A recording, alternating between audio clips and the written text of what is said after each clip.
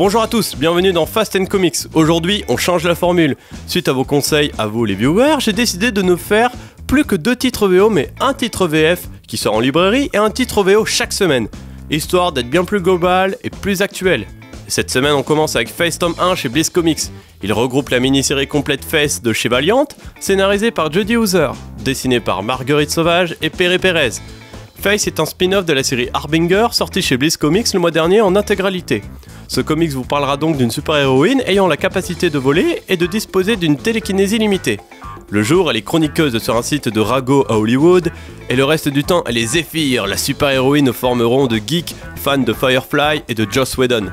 Parce que oui, les super-héroïnes aux États-Unis, c'est ultra cliché et sexiste. Mais c'est fini, car Face est la seule qui assume ses rondeurs, son penchant pour la geek culture et qui communique la bonne humeur à tout le monde. Un titre donc frais, énergique, drôle, d'inspiration réaliste, loin des intrigues dantesques des autres titres Valiant à base d'invasion alien ou de complot mondial. Valiant se permet avec ce personnage de faire un pied de nez à l'industrie de l'édition, pour ce personnage existant déjà dans Harbinger lancé en 1992, quand la maison Valiant Comics débutait dans le milieu. Cependant, c'est un reboot, vous pouvez lire tranquillement et même pas besoin de lire le gros pavé Harbinger. Profitez-en, le tome 1 est à 10€ pour une durée limitée, le tome 2, lui, traitera de la série régulière qui est née suite au succès inattendu de la part de Valiant.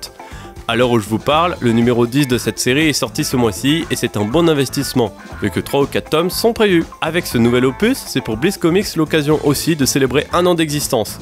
Franchement, depuis la Paris Comics Expo de 2016, l'équipe de cette maison d'édition fait un tabac.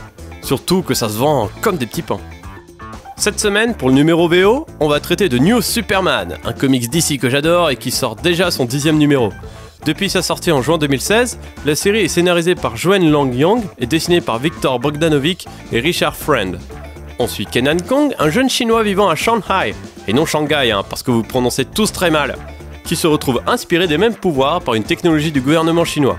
La même technologie crée aussi des versions chinoises de Wonder Woman et Batman. Tous 3 deviennent donc la Justice League of China pour concurrencer les Américains. On en parle peu de cette série, mais comme le Rebirth arrive bientôt en France et que la série a commencé quasiment en même temps, ainsi que de manière mensuelle, je me devais d'en parler.